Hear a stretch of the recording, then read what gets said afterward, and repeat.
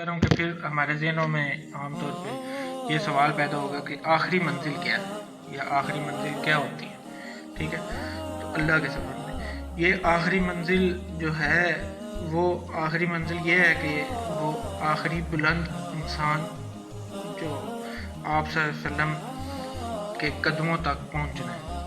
ठीक है, ये आखिरी मंजिल इसकी इस सफ़र में, जिसका कलमा हम लोग पढ़ते हैं, ला इलाहा इल्लल्लाह मुहम्मद रसूलुल्लाह सल्लल्लाहु अलैहि वसल्लम। आप सल्लल्लाहु अलैहि वसल्लम के कदमों तक पहुंचना है। ठीक है, ये आखिरी मंजिल है। ठीक है, आगे कोई मंजिल नहीं है और इससे पहले भी कोई मंजिल नहीं है और इसके बाद भी कोई मंजिल नहीं है। ये आखिरी मंजिल है, ये पहली भी है और आखिरी भी है। ठीक है, जब आप दुरूद शरीफ पढ़ते हैं तो आप देख कर पढ़ें। ठीक है, मतलब ये बात गौर से सुनने वाली है कि जब आप दुरूद शरीफ पढ़ें या पढ़ते हैं तो आप देख कर पढ़ रहे हैं। ठीक है, तो ये आखिरी मंजिल है। तो देख के पढ़ने से क्या मुराद है, आपको क्या समझ आता है? तो ये आखिरी मंजिल है। ज़ुबानी और गायबाना दुरूद नहीं पढ़ना होता। ठीक है, बल्कि दुरूद देख के पढ़ना होता है और आप इजाज़त के साथ पढ़ें। ठीक है, दुरूद शरीफ ये आखिरी मंजिल है इसकी। ठीक है, कि साकी की नज़र से अपनी नज़र मिले या ना मिले, लेकिन पाँव में सर हमारा होना चाहिए। ठीक है, उनके पाँव में हमारा सर होना चाहिए, ये आखिरी मंजिल। ठीक है, तेरे नक्श पाक की तलाश थी जो झुका रहा मैं नमाज में। ठीक है, और ये भी कहते हैं कि तेरे करीब हुए जब से अश्क बार हुए, हज़ार बार कहाँ सद हज़ार बार हुए। ठीक है, मिला ना अगर हम को संगे आस्तां का निशान, बजंगे मौज उठे राह का गुबार हुए। ठीक है, तो ये वो मकाम है जो आखिरी मंजिल का है। ठीक है, इंसान यहाँ पे आके महव हो जाता है। ठीक है, और इस पर ऐसा मकाम आ जाता है कि अब ना कहीं निगाह है, अब ना कोई निगाह में। ठीक है, मैं खड़ा हूँ मैं हुस्न के जलवागाह में।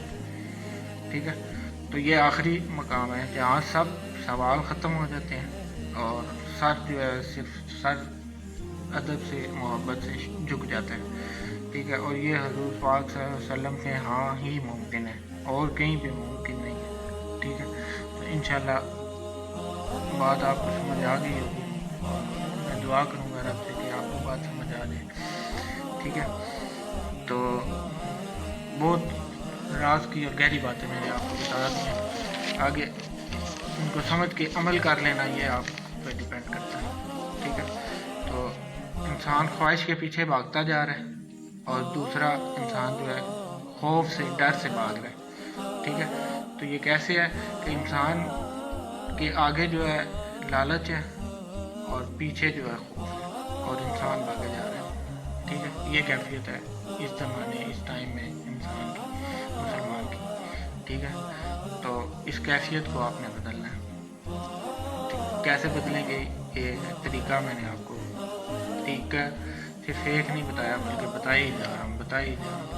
ठीक है, तो अल्लाह ने तौफीक दी है और मैं बता रहा हूँ। ठीक है, और अल्लाह ने आपको सुनने का निज़ाम भी दे दिया है, तो ये रब की तौफीक से। ठीक है, रब की तौफीक और हुज़ूर सल्लल्लाहु अलैहि वसल्लम की नज़र के बगैर, निगाह के बगैर कोई बात मुमकिन नहीं है। ठीक है, क्योंकि ये निज़ाम ही ऐन उनकी मेहरबानी से चल रहा है। ठीक है, इस बात में कोई दो राय नहीं है। ठीक है, तो अपना किबला दुरुस्त रखें, फ़िक़ेबाज़ी में मत पड़ें। ठीक है, जो आपको सही लगता है, जो आप कर रहे हैं, जिससे आपको दिल का सुकून मिलता है, दिल का कल्ब का सुकून मिलता है, जो कि ज़िक्र इलाही से मुमकिन है, आप वो अमल करें। ठीक है, जब आप उस अमल पे डट जाएंगे फिर आपको रब ताला आपके लिए रास्ते सही जो दीन की तरफ जाते हैं वो उसके इसबाब बनाता जाएगा। ठीक है, फिर आपको समझ आना शुरू हो जाएगा कि मौलवी साहब कहते रहते हैं या कहते हैं कि गिट्टों से शलवार नीचे नहीं होनी चाहिए। ठीक है, तो वो मामला फिर क्या है कि जो है कोई इंसान लंगोट बांध के जो है दरिया के किनारे बैठ जाता है और अल्लाह को पा लेता है। یہ عشق اور محبت کی بات ہے اور فرض کی بات ہے، ٹھیک ہے۔ تو جو میں نے آپ کو سمجھانے کی کوشش کر رہا ہوں کہ وہ یہ ہے کہ جو پہلے دن سے میرا سفر ہے جو اس لحاظ سے جاری ہے کہ جو میں آپ کو بتانے کی کوشش میں ہوں، وہ اسی حوالے سے ہے کہ آپ فرض کو فرض نہ سمجھیں، فرض کو عشق بنا لیں، ٹھیک ہے۔ فرض کو جب آپ شوق اور عشق میں کنورٹ کریں گے تو پھر آپ کو کوئی چیز مشکل نہیں لگے گی، تو پھر زندگی بہت آسان ہے، ٹھیک ہے۔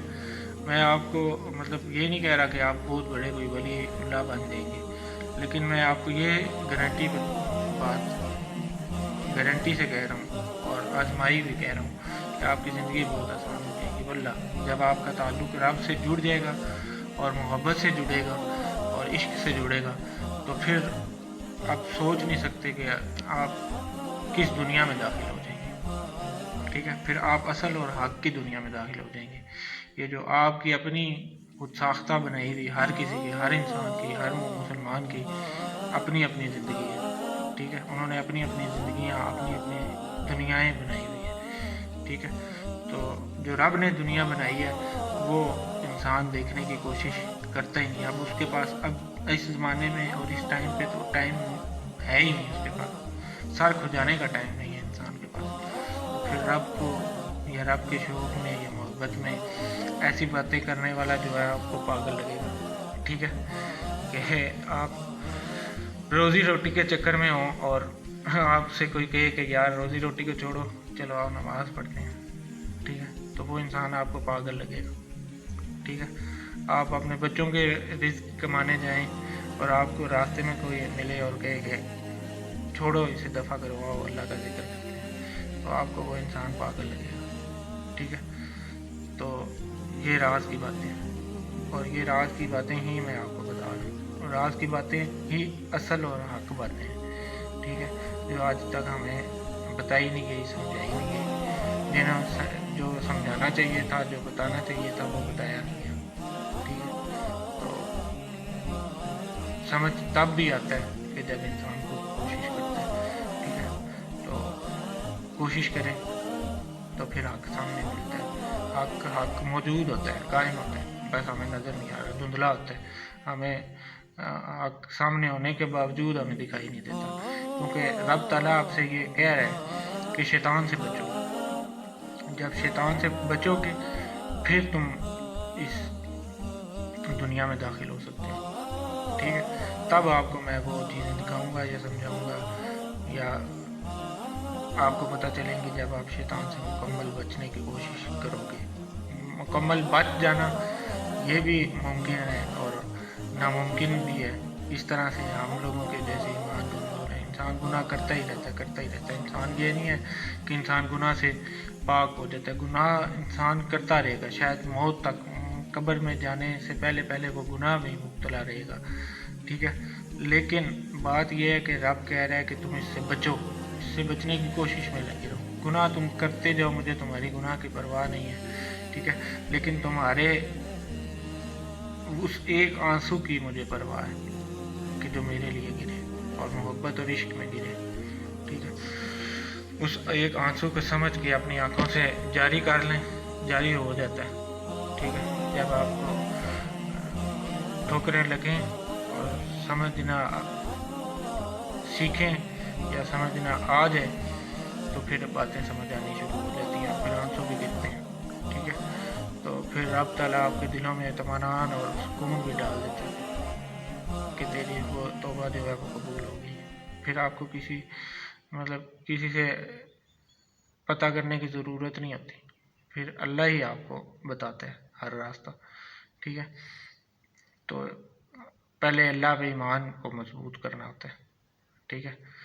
یہ زبانی کلامی باتیں نہیں ہیں، یہ کرنے کی باتیں ہیں، پریکٹیکلی مشاہدے کی، ٹھیک ہے۔ ان باتوں کا تعلق مشاہدات سے ہے، تجربات سے ہے، بتانے کی صورت میں نہیں ہے، نہ سمجھ آتا ہے، نہ اس طرح کسی کو سمجھایا جا سکتا ہے۔ اللہ تعالیٰ اس ملک، قوم اور امت پر اپنا خاص کرم کرے اور رحم کرے۔ السلام علیکم، اپنا خیال رکھیے گا۔